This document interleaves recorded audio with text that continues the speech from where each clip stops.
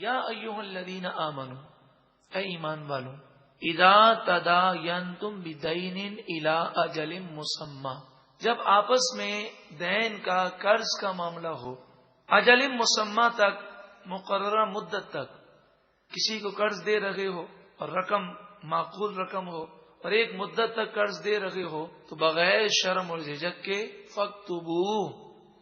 فاکتبوہ کے معنی پس تم اس قرض کو لکھ لو۔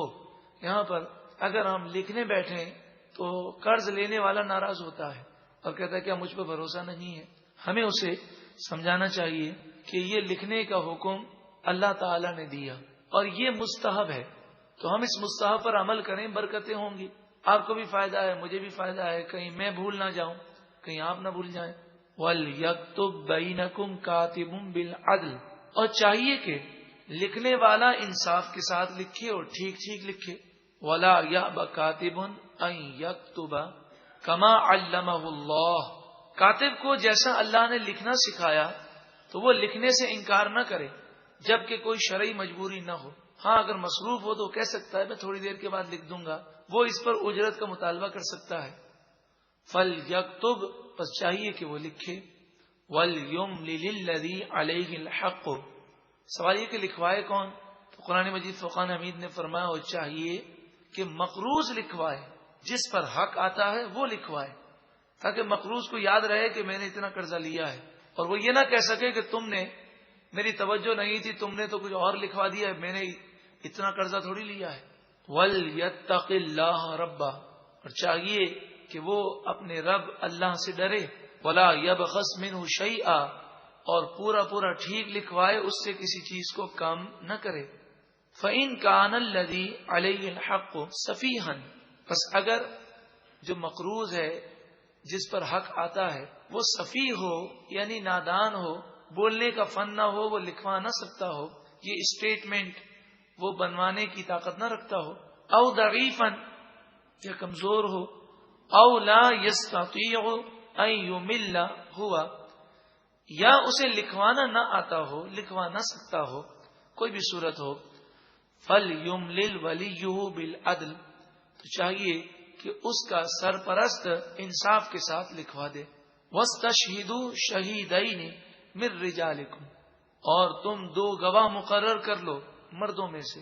دیکھیے جب قرض لینے کے لیے کوئی آتا ہے تو اتنا میٹھا بنتا ہے کہ انسان اندھا اعتماد کر لیتا ہے، لیکن جب قرض واپس لینے کی باری آتی ہے تو وہی میٹھا شخص بڑا ظالم بن جاتا ہے، بسا اوقات انکار کر لیتا ہے۔ تو ہمیں شرم و جھجک کے بغیر ایک قاعدہ مقرر کر لیں کہ جب قرآن مجید فرقان حمید نے یہ مستحب حکم دیا تو ہمیں اس مستحب پر عمل کرنا ہے، انشاءاللہ قرآن کے حکم پر عمل کریں گے، برکتیں۔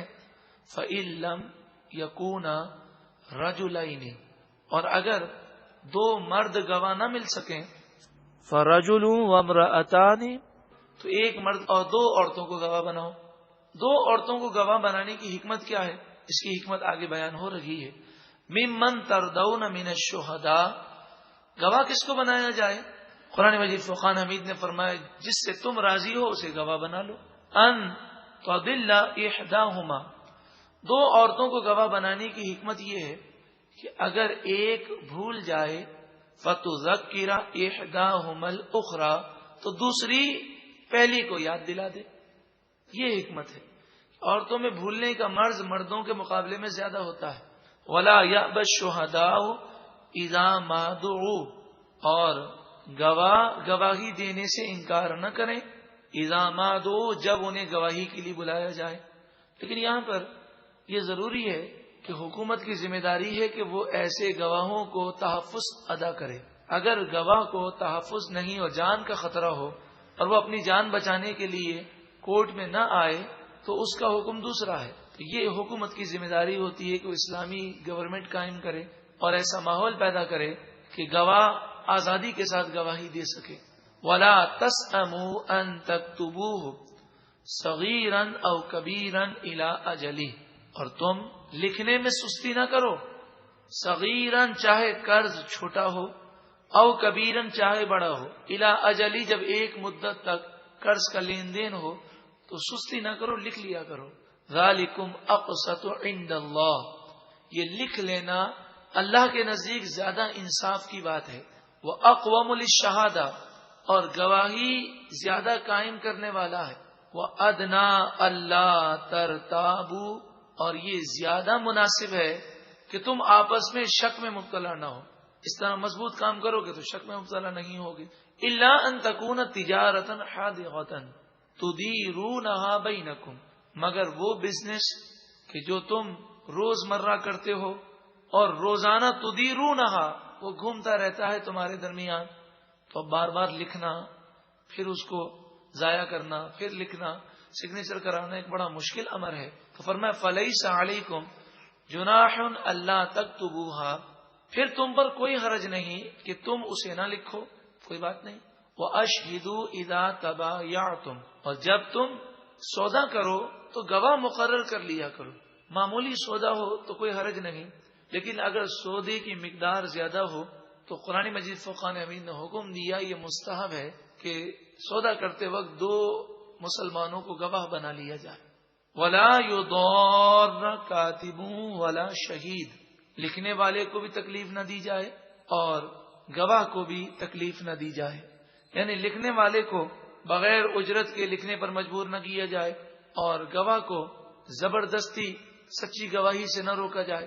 وَإِن تَفْعَلُوا، اور اگر تم ایسا کرو فَإِنَّهُ فُسُوقٌ بِكُمْ، پس بے شک یہ تمہارا گناہ ہے. وَاتَّقُوا اللَّهَ، اور اللہ سے ڈرو. وَيُعَلِّمُكُمُ اللَّهُ، اللہ تمہیں سکھاتا ہے. وَاللَّهُ بِكُلِّ شَيْءٍ عَلِيمٌ، اور اللہ ہر چیز کو جاننے والا ہے. وَإِن كُنتُمْ عَلَى سَفَرٍ، اور اگر تم سفر میں ہو. وَلَمْ تَجِدُوا كَاتِبًا، اور تمہارے پاس لکھنے والا کوئی نہ ہو، پھر کیا کرو؟ فَرِحَانٌ مَقْبُوضَةٌ، تو کوئی چیز گروی رکھ دو، اس کے قبضے میں دے دو. اب گروی رکھنے کی 2 صورتیں ہیں. ایک تو صورت یہ ہے کہ جتنا قرضہ لیا اسی کی مقدار کوئی چیز گروی رکھوا دی. اس کا تو فائدہ آپ کو ظاہری طور پر سمجھ میں آ جاتا ہے کہ وہ اس چیز کو دوبارہ حاصل کرنے کے لیے قرضہ واپس کرے گا. اور دوسری صورت یہ ہے کہ اگر سفر کے دوران اس کے پاس ایسی کوئی چیز ہی نہ ہو تو وہ معمولی سی چیز بھی گروی رکھوا دے، مثلا گھڑی گروی رکھوا دے اور قرضہ حاصل کر لے. یہ فائدہ کیا ہوگا؟ یہ فائدہ یہ ہوگا کہ اگر قرضہ لینے والے کو شیطان نے بلا دیا تو اسے گھڑی دکھائی جائے گی اور کہا جائے گا دیکھو یہ تمہاری گھڑی ہے، یاد کرو تم نے گھڑی مجھے کیوں دی تھی. تو اسے مجبور ہو کر اس بات کو تسلیم کرنا ہوگا. اور اس موقع پر اگر ہو سکے تو 2 گواہ بھی مقرر کیے جائیں. فَإِنْ أَمِنَ بَعْضُكُمْ بَعْضًا فَلْيُؤَدِّ الَّذِي اؤْتُمِنَ أَمَانَتَهُ، پھر جب تمہیں ایک دوسرے سے امن حاصل ہو جائے پس چاہیے کہ امانت واپس کر دی جائے. یعنی جب قرضہ واپس ہو جائے تو امانت واپس کی جائے. امانت میں خیانت کرنا بہت بڑا جرم ہے، بلکہ امانت جسے رکھوائی گئی وہ رکھوانے والے کی اجازت کے بغیر اسے استعمال بھی نہیں کر سکتا.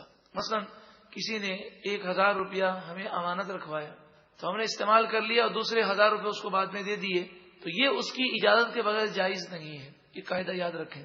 وَلْيَتَّقِ اللَّهَ رَبَّهُ، اور چاہیے کہ وہ اپنے رب اللہ سے ڈرے. وَلَا تَكْتُمُوا الشَّهَادَةَ، اور تم گواہی کو نہ چھپاؤ. وَمَن يَكْتُمْهَا، اور جو کوئی گواہی کو چھپائے گا فَإِنَّهُ آثِمٌ قَلْبُهُ، پس بے شک اس کا دل گناہگار ہے. وَاللَّهُ بِمَا تَعْمَلُونَ عَلِيمٌ، اور اللہ تمہارے تمام کاموں کو خوب جاننے والا ہے. یا ایھا الذین آمنوا